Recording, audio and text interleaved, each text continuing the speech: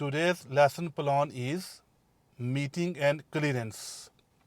What is meeting and what is clearance? We need to learn how to do them.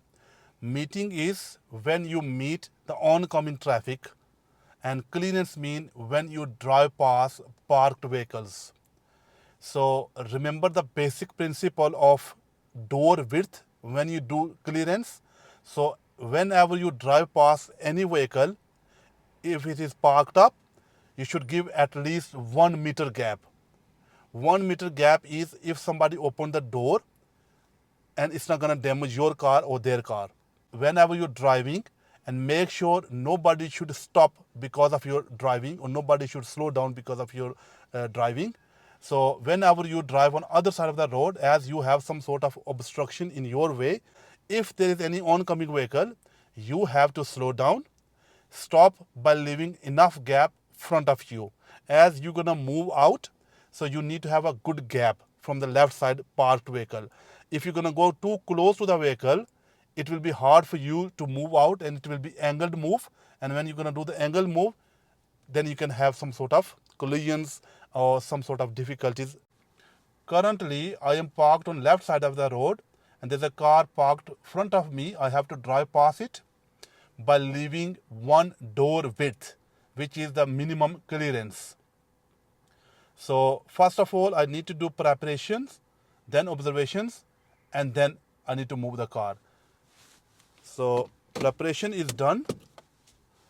Do observations. All 6 window has been checked. Give a signal and do your final look. That's it. As there was a car coming, so I have to wait. Car is gone, so I can move. Okay, so if I look far ahead, there are car parked on the left side of the road. So I have to come little bit inside, half in, half out, and then again I have to move out by leaving 1 door width, which is 1 meter. So it is a minimum clearance. And check mirrors and come back in on left side of the road, which is our normal driving position. Again, if I look ahead, there are some car parked on the left side again. So check your center right mirror, start moving gradually out, position slightly on the right side. See, there is no car coming, so you can go. And 1 car is coming, so I have to squeeze it in here.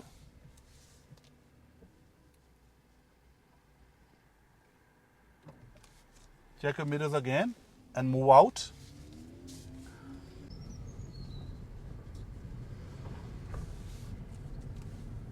This is called meeting and clearance. If you look far ahead, there's a big van parked on the left side, which is blocking my view.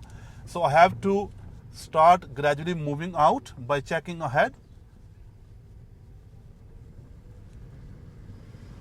As the way was clear, nothing was coming, so I moved out, and now I have to go back to my own side of the road, check mirrors, and move slightly on the left side. There's another car parked, so I don't need to go too close to this vehicle because it will be hard for me to move out.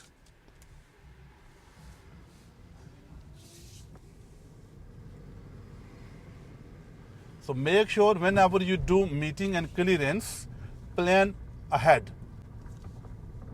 And do not go too close to the curb when you are doing meeting. If you go too close to the curbs, people might think that you are parking and they will overtake you. And do not move out blindly as well. Plan ahead. So when you do the planning ahead, and if you see any car parked on the left side, look. If no one is coming, you can start gradually moving out towards the middle of the road by checking the mirrors. And if there's a space in between 2 cars, if it's a big space, you can come in, half out, and again move out. No one is coming. As there's a car coming, so you have to move back on to your own side of the road. So if you look ahead, again there's a car parked on left side of the road, so oncoming vehicle has got the priority on you. So check your mirrors, as there is nobody coming at the moment. So move out, check mirrors, and come back again on your side of the road.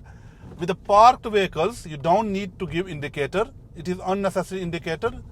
So it will confuse the people, especially whoever is driving behind you. They might think that you are either pulling up on the left or turning left. Same as they might think that you are turning right or pulling up on the right side of the road.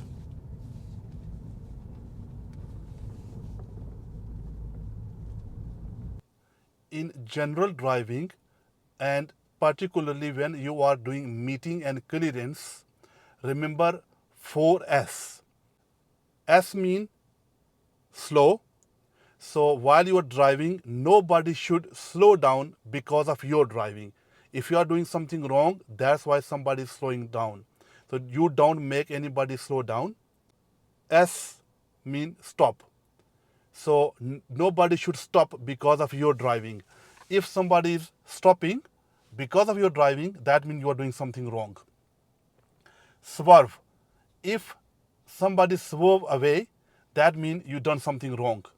And the last and the worst is swear.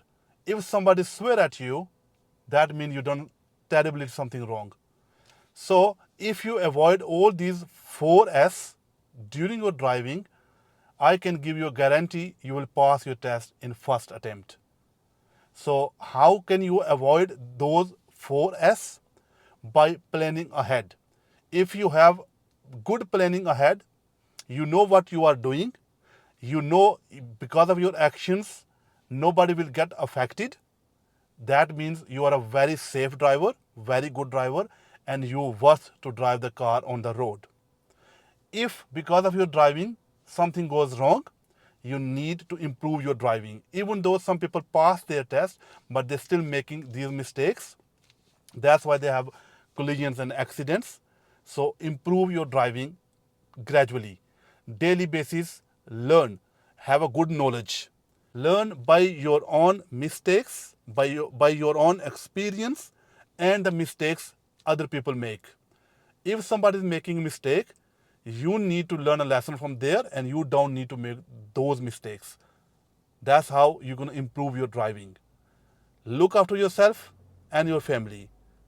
If you like the video, subscribe the channel, share it with your family and friends. Thank you very much.